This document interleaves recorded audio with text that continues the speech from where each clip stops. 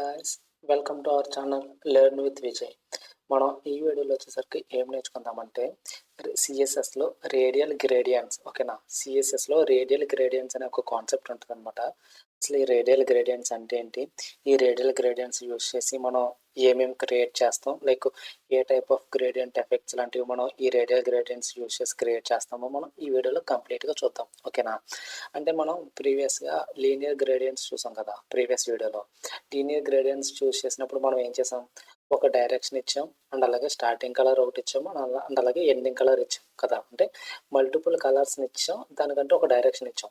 ఆ డైరెక్షన్ ప్రకారం ఆ కలర్స్ అనేవి బ్యాక్గ్రౌండ్లో డిస్ప్లే అయితే వచ్చాయి కదా.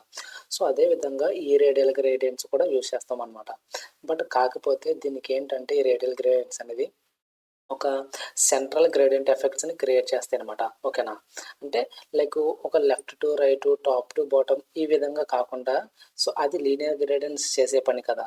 సో ఈ రేడియల్ గ్రేడియంట్స్ చేసే పని ఏంటంటే ఒక సెంటర్ పాయింట్ నుండి మనం ఇచ్చే కలర్స్ ఏమైతే ఉంటాయో అవి ఆ స్మూత్ ట్రాన్సిషన్ని క్రియేట్ చేస్తాయి అనమాట.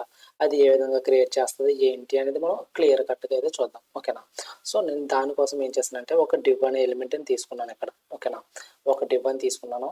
సో దీని ద్వారా నేను ఏం చేస్తానంటే దానికి ఒక హైట్ అండ్ విడ్త్ అనేది ఇస్తాను. ఓకేనా, హైట్ అండ్ విడ్త్ అనేది ఎందుకంటే అదొక బాక్స్ లా కనిపించడం కోసం మనం ఈ రేడియల్ గ్రేడియంట్స్ యూజ్ చేసినప్పుడు ఆ బాక్స్లో ఆ కలర్స్ అనేవి ఏ విధంగా డిస్ప్లే అవుతున్నాయి, డిజైన్ అనేది ఏ విధంగా అట్రాక్టివ్గా ఉంది మనకు తెలియడం కోసం నేను హైట్ అండ్ విడ్త్ అనేది ఇస్తాను. ఓకేనా, ఆ డివ్ ఏదైతే ఉందో దానికి నేను నార్మల్గా హైట్ వచ్చేసరికి ఒక 200 పిక్సెల్ అయితే ఇస్తాను. ఓకే, హైట్ వచ్చేసరికి ఒక 200 పిక్సెల్ ఇస్తున్నాను అండ్ అలాగే విడ్త్ వచ్చేసరికి కూడా నేను ఒక 200 అయితే పిక్సెల్ ఇస్తున్నాను. ఓకేనా, సేవ్ చేసాను. ఒకసారి రిఫ్రెష్ చేద్దాం. చూసారు అక్కడ ఏమీ రావట్లేదు, ఎందుకంటే మనం అక్కడ ఎటువంటి టెక్స్ట్ అనేది ఇవ్వలేదు అండ్ అలాగే దానికి ఎటువంటి బ్యాక్గ్రౌండ్ కలర్ అనేది ఇవ్వలేదు కదా. సో దానికోసం అక్కడ ఏం కనిపించట్లేదు అనమాట. మనం నార్మల్గా ఒక బ్యాక్గ్రౌండ్ కలర్ అనేది నేను గ్రీన్ అనేది ఇస్తున్నాను. గ్రీన్ ఎల్లో ఇచ్చాను, సేవ్ చేసాను. ఒకసారి రిఫ్రెష్ చేద్దాం. సరే, అంటే ఈ సైజు అంటే మనకు ఇచ్చిన హైట్ విడ్త్ ఏదైతుందో ఈ సైజులో ఉందన్నమాట. ఓకే, అది మనం బ్యాక్గ్రౌండ్ కలర్ ఇచ్చిన తర్వాత మాత్రమే అది డిస్ప్లే అయింది. అదే మనం ఇక్కడ బ్యాక్గ్రౌండ్ కలర్ ప్రాపర్టీ తీసేసామనుకోండి, అక్కడ ఏమీ డిస్ప్లే అవ్వదు. అంటే అక్కడ ఒక బాక్స్ అనేది ఉంది, కాకపోతే అది మనం ఎటువంటి టెక్స్ట్ కానీ బ్యాక్గ్రౌండ్ కలర్ ఇవ్వలేదు కాబట్టి అది అక్కడ డిస్ప్లే అవ్వట్లేదు అనమాట. ఓకేనా, దీనికి మనం ఏం చేద్దామంటే రేడియల్ గ్రేడియంట్స్ని అప్లై చేసుకుంటూ వద్దాం. రేడియల్ గ్రేడియంట్స్ అప్లై చేయాలంటే మనకు తెలుసు కదా, బ్యాక్గ్రౌండ్ ఇమేజ్ ప్రాపర్టీ యూజ్ చేస్తాం. దానికి ప్రీవియస్గా ఏమి ఇచ్చాం, లీనియర్ గ్రేడియంట్ అనే ఫంక్షన్ ఇచ్చాం కదా. ఇప్పుడు ఏంటంటే రేడియల్ గ్రేడియంట్ అనే ఫంక్షన్ ఇస్తాం. ఓకేనా, చేంజ్ ఏం జరిగింది, ఇక్కడ లీనియర్ ప్లేస్లో రేడియల్ అనేది యాడ్ అయింది. ఓకేనా, ఇక్కడ దీనికి నేనేం చేస్తానంటే మనం ప్రీవియస్గా మాట్లాడుకున్నాం కదా ఏమని, ప్రతి దానికి కూడా ఒక డిఫాల్ట్ పొజిషన్స్ అనేవి, ఒక డిఫాల్ట్ యాక్షన్స్ అనేవి ఉంటాయి అనుకున్నాం కదా. సో అదేవిధంగా డిఫాల్ట్ యాక్షన్ అనేది దీనికి కూడా ఉంటుంది అనమాట. ఓకేనా, ఆ డిఫాల్ట్ యాక్షన్ అనేది ఏంటో ఒకసారి ఇప్పుడు చూద్దాం. రేడియల్ గ్రేడియంట్ కదా, నేను దీనికి రెడ్ కలర్ ఇస్తున్నాను అండ్ అలాగే ఎల్లో ఇస్తున్నాను. నెక్స్ట్ వచ్చేసరికి ఒక గ్రీన్ కలర్ ఇస్తాను. ఓకే, సేవ్ చేశాను. ఇప్పుడు ఇది ఏ విధంగా డిస్ప్లే అవుతుందో ఒకసారి మనం క్లియర్ కట్గా రన్ చేసి రిఫ్రెష్ చేసిన తర్వాత మనకు క్లియర్గా అర్థమవుతుంది. ఓకే, చూసారు ఇక్కడ ఇది ఏమైంది, మనం ముందుగా మాట్లాడుకున్నాం కదా రేడియల్ గ్రేడియంట్ అంటే ఒక సెంట్రల్ గ్రేడియంట్ ఎఫెక్ట్ని క్రియేట్ చేస్తుంది అని మనం ఇప్పుడు మాట్లాడుకున్నాం కదా స్టార్టింగ్లో.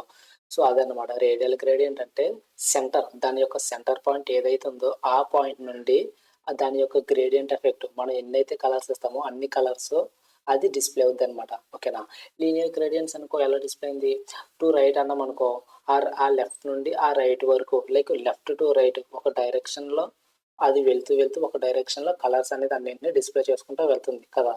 అదే మనం రేడియల్ గ్రేడియంట్స్కి వచ్చేసరికి అలా కాదనమాట. రేడియల్ గ్రేడియంట్స్ వచ్చేసరికి ఒక సెంటర్ పాయింట్ తీసుకుంటుంది.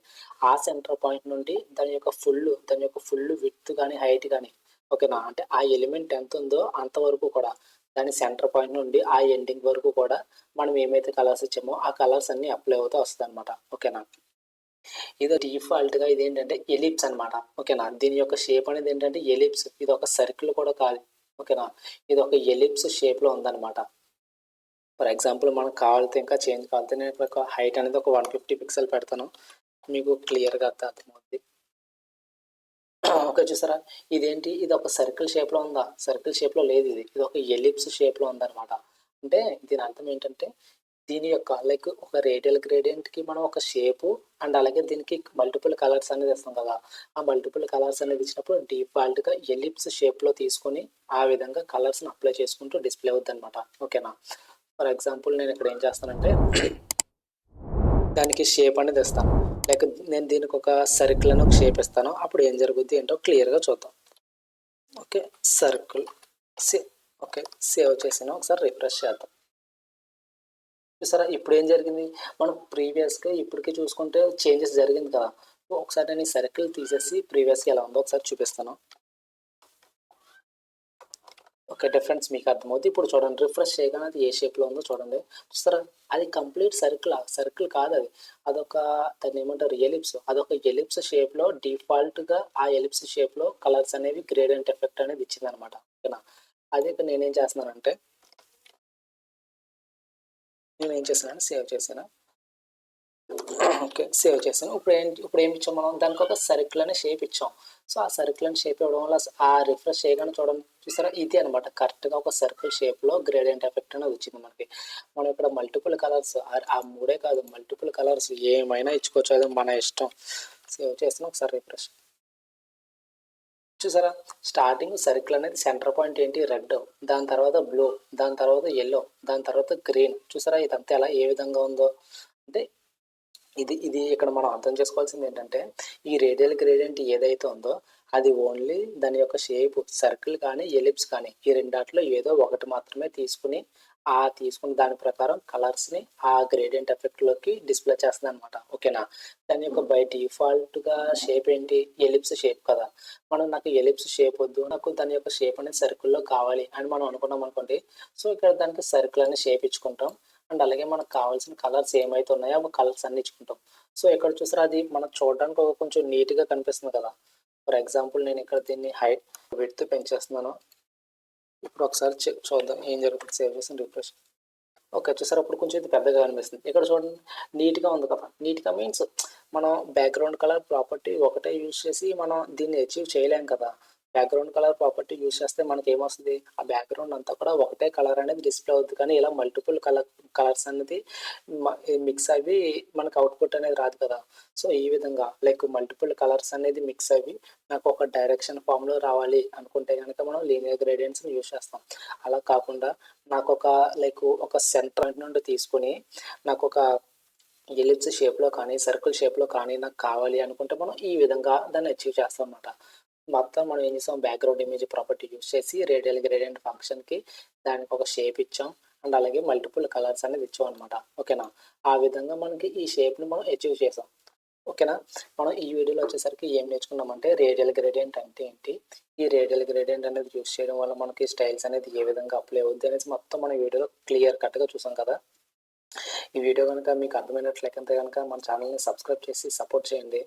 Thanks for watching.